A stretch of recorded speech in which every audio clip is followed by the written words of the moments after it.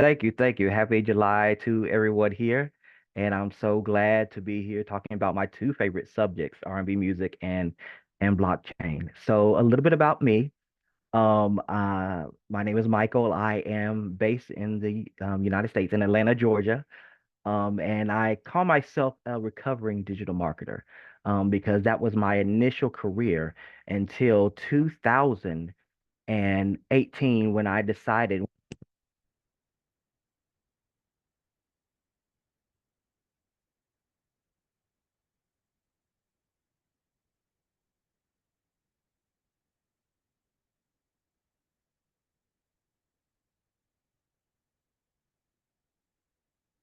Hey Michael, sorry to interrupt you. I think we lost your audio. Is it better? Yeah, now it's working. You're saying in 2014 you started your career? Yeah, it was actually 2018 that I transitioned from marketing into software development. But it was the summer of 2020, literally in the middle of the pandemic, that I got involved with a group of people from the company Consensus that wanted to bring in developers of color into the blockchain space. And I haven't looked back since.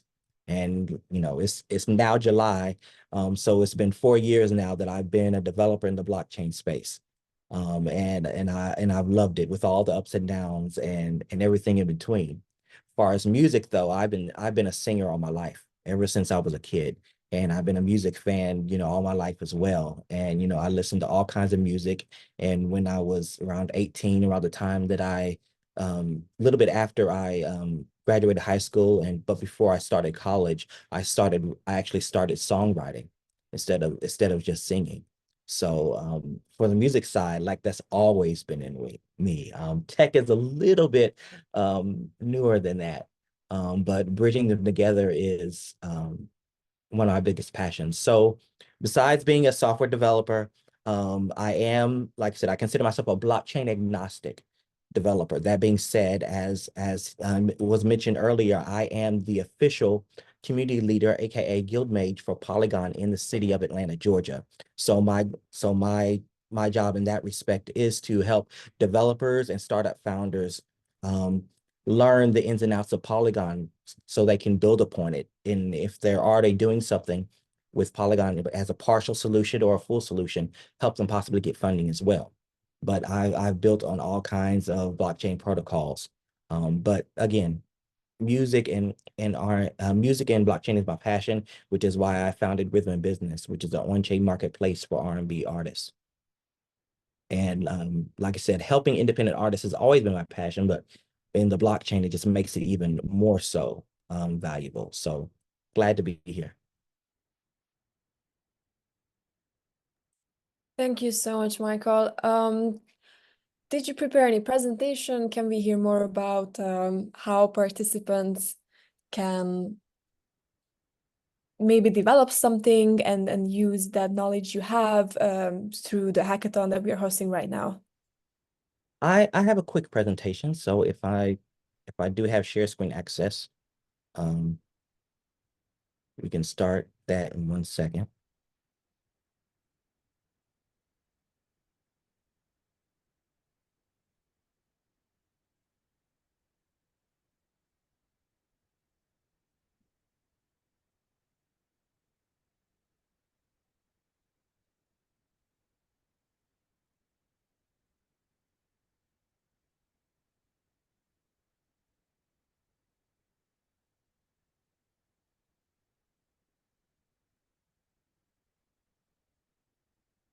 Actually, while I'm doing that, there are current solutions that, like I said, that was in my presentation that are for music artists that are out there right now. Some that you may have heard of, some that are up and coming. One that's been around, since I've been in the blockchain space is Audius. And that's a more generalized solution, not necessarily to a one specific genre, where people can upload their music and sell them as music NFTs. Another one that's been around for a while is Sound XYZ. And then one that I'm excited about is called Formless XYZ. Formless XYZ is one that actually pertains to streaming, where you actually can create smart contracts and allow your music to stream with either Ethereum or Polygon. And have an alternative streaming solution instead of depending on the digital service platforms, aka DSPs, like Apple Music and Spotify, et cetera, et cetera. For most of us, if there are independent artists in the room, you know how much, or rather how little money you can make during streaming if you're not signed to a major label and don't have that big push. You know, looking at those royalty checks every couple of months can almost make you feel discouraged, because of the, you know, how little you make off of one stream. So Formless created a way that you can actually supplement that. It doesn't necessarily replace the DSPs, like now you can only do this, but instead of depending on that, you can create your own streaming revenue alternative on the blockchain instead of just to depend on what Spotify or Apple Music pays you. But those are the things that I am looking at. Then of course with Rhythm and Business, I'm actually instead of doing music NFTs, allowing building it to a transition to where people can actually just upload their music as MP3s and then sell it via crypto. And then of course it's not just music, but also other things like concert tickets and et cetera, et cetera. That's one of the main things that I advise all builders out here to look at, is that the space for music and R&B music is big out there. One of the stats that I had in my presentation, and I apologize, it's not loading, is that in a study was made by the group Water and Music about the music NFTs that were sold in 2001. 82% of music NFTs sold in 2001 was EDM music, which is great for EDM music. If you're a fan of EDM music has been booming in the blockchain space. But for those that are of other genres, and one that I specialize in is R&B, that means that literally 18% is divided in the NFT space and blockchain space around the other genres. So you're probably asking, why is that the case? But my personal reason is that EDM music is considered a tech forward genre, which means they love to experiment, they love to try new things, not only in the creation of music, but also in the distribution. And I think that's one of the main things that we as builders need to offer artists of other genres, specifically of R&B music, that we need to be the bridge between that tech forward place for them, so we can build solutions that actually where they can be onboarded easily. Like I said, in music, hip hop music, to an extent, they'll jump in. They'll go in quickly. Unfortunately, R&B, country, maybe other genres don't go that far, but that's where the opportunity is. So we can build those on-chain solutions for them, whether it be in alternative music streaming like Formless, or if you want to revolutionize how we do music. Another way is real world assets, something I've been looking at. You know, I still collect vinyl, I still collect cassette tapes, and CDs as well. So tying, digital versions of music to real world assets, to the physical form, and making music collectible again, which is a phrase that I've been using ever since I got into music and blockchain. Making music collectible again is an opportunity. So building a RWA solution is an opportunity for people. And then of course, getting into digital rights and royalties for people that create, whether it be on the songwriting side or on the distribution side. Those are the avenues that we as builders can look to in order to help musicians and artists actually enter into the space, and for those who are already here to actually expand their fan base and expand their creativity. That's awesome. Thank you so much. Can you suggest maybe like different applications or platform or something that you think can be super creative for people to brainstorm, to build, to maybe think about that, okay, I want to build a DApp and I want it to be like music related. Anything that you have in mind right now? Yes. So going back to one of my examples, Formless XYZ. So what one of the reasons that I am excited about them, one of the founders is in my city, and I've actually got to meet them in person, actually talk about the solution. But while many music on chain solutions are focusing on general distribution, this one is particularly about streaming, creating smart contracts in order to help artists stream their music and provide it to their exclusive super fans to stream outside of, of Spotify and Apple Music. There are many people that not only on the creative side but also on the consumer side that may not want to buy or like get into Spotify or Apple Music for whatever reason. They just want to hear the stuff that they like and not be bombarded with suggestions and stuff of that nature. With Formless, you can create your Formless XYZ, you can create your custom streaming solution for your fans. So say you're a smaller artist, you don't have many fans, like some of the mainstream artists with thousands and millions of fans, but you have a group of what we call very intense evangelists. You can create those smart contracts in order to build your song, whether it be a single release or an album release, to stream to them and have it, given directly to them. Not only that, because they're using Formless to stream, they as fans can actually participate in the royalty distribution where they can get partial royalties for streaming your songs and let them have partial ownership of the song. Formless is one.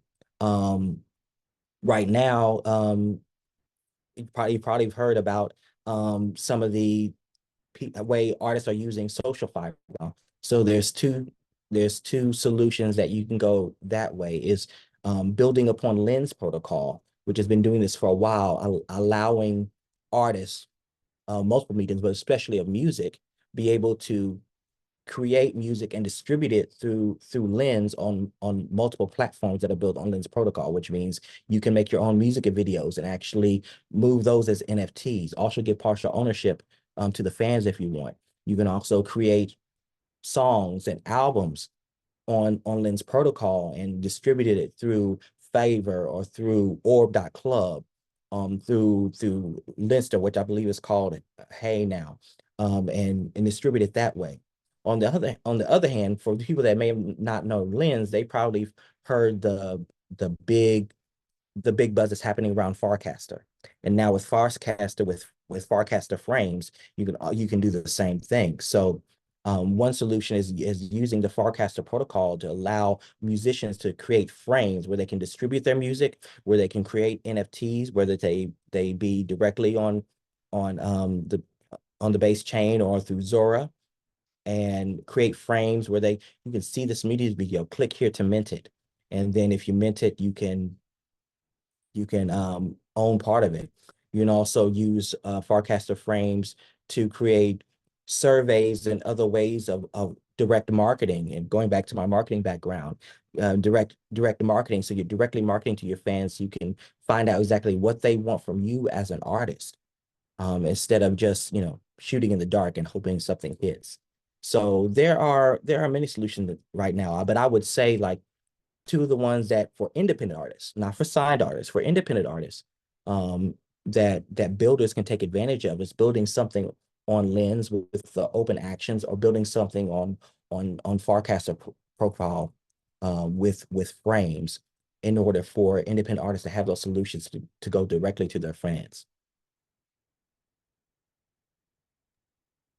I think that sounds very useful. Thank you for sharing. We have some questions over Discord. Not sure if there's anything you would like to share, if there's anything else in your presentation, because unfortunately you couldn't share it, so we can't see. Maybe you can go over that quickly, see if there's something else. If not, we will jump to the questions, I would say. Yeah, I do apologize for those technical difficulties. It always happens on a Monday. Um, Well, I would say I would just go over like what I see both as an artist and as a software developer. Like I said, the four main avenues before we get into questions that builders can go into in order to help musicians, reach their fans. Again, music streaming.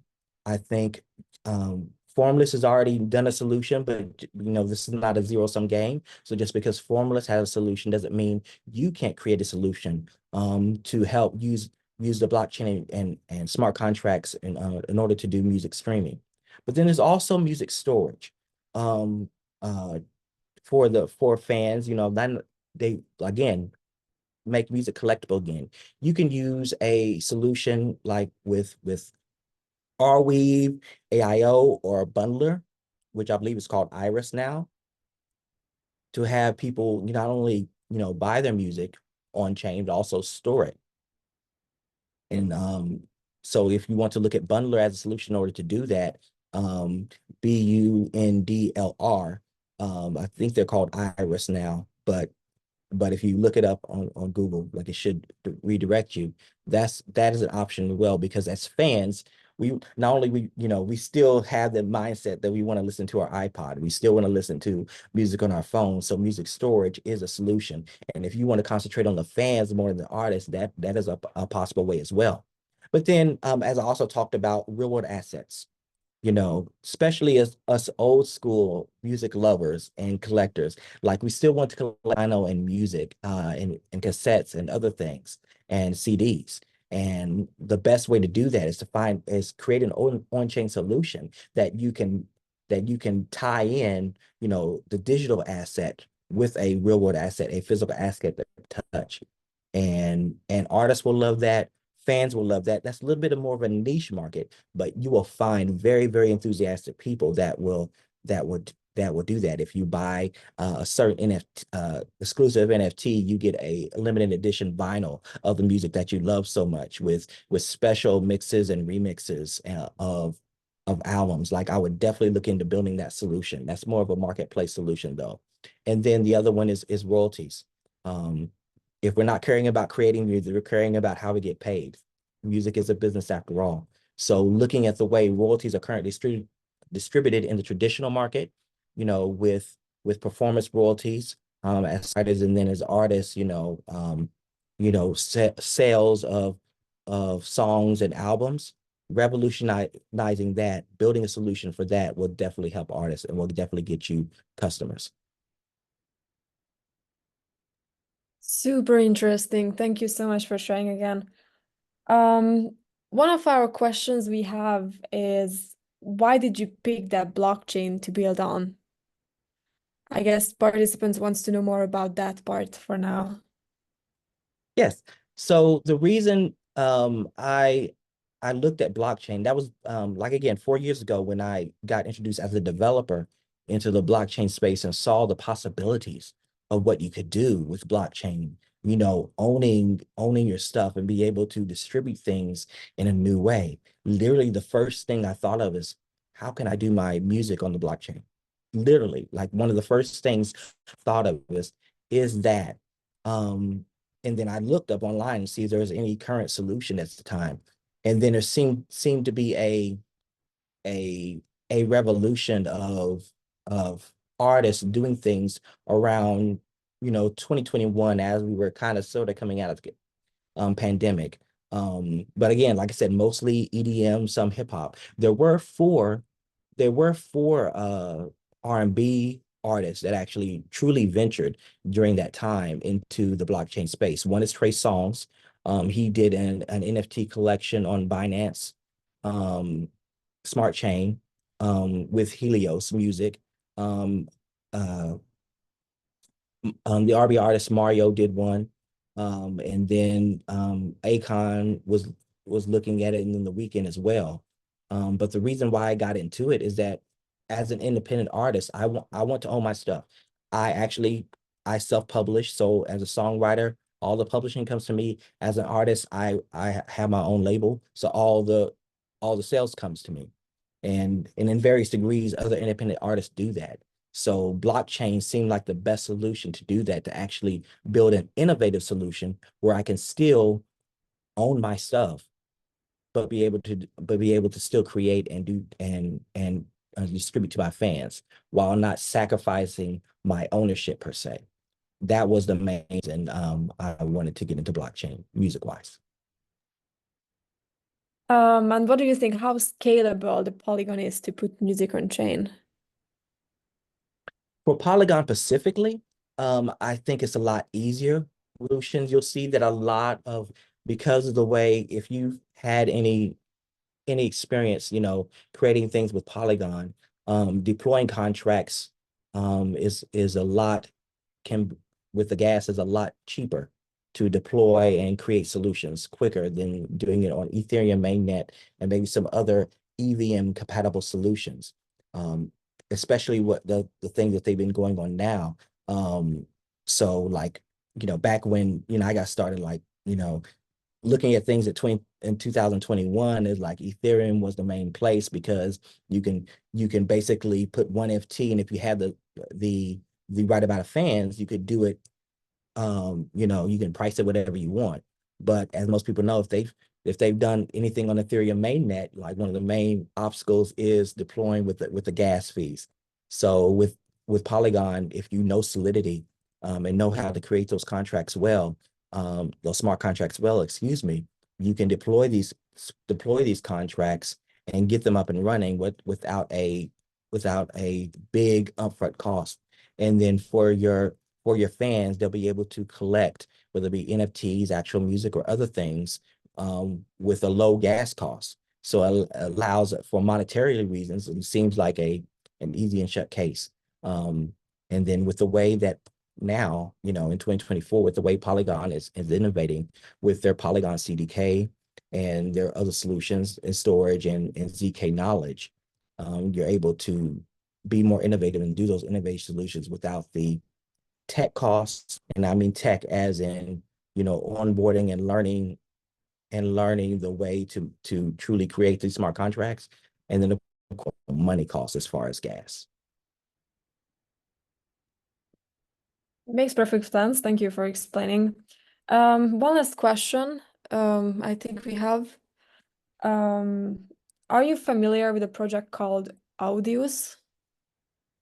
I am. Okay, I am. cool. What are your thoughts on it?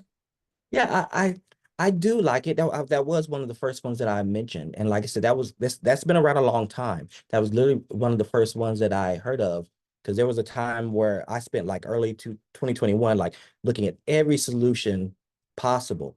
And some have not, some have come and gone. But Audius is still here. I like them. I do think, with the only thing for me as an artist, they're a lot more general. So they cast a wide net to like all independent artists in order to create their stuff. So for many artists that have been on their platform, they don't feel they get the full attention from artists if they're not already have something built in the blockchain space already, only because they cast a wide net for everybody. I'm glad that they have done it, because we need a solution like artists out there. But for more niche artists, they may feel like we need a more solution that feels like they're being more catered to, both for them as an artist and to their fans. And that would probably be the main downside that I've heard others talk about. People who have looked at it as people have actually used it, but audiences continue to improve in that aspect. So I do like them. I like that they're still innovating and they're still around, trying to help artists as much as possible, and, you know, trying new features or to help artists. But like I said, that would probably be the only one downside. It's not really a downside, to something you have to navigate, is that because they cast a wide net, you know, you may feel like it's easier for you to slip through if you're a more niche artist. Thank you so much, Michael, for joining us today and having this beautiful presentation. Can we put your Twitter account or LinkedIn, or what do you prefer? Maybe some participants will want to reach out, engage with you a little more, or have some questions. Which one do you Yes, prefer? I can put my contact in the chat. So for Twitter, for Instagram, and for Forecaster, I am at Code by MDB, and I'm putting it in the chat now. LinkedIn, I'll put the link there as well. So I am a developer in blockchain, but I'm a docs developer, as you can see. So like I have no problem, people follow me on LinkedIn, and I do talk about blockchain as well as other things as well.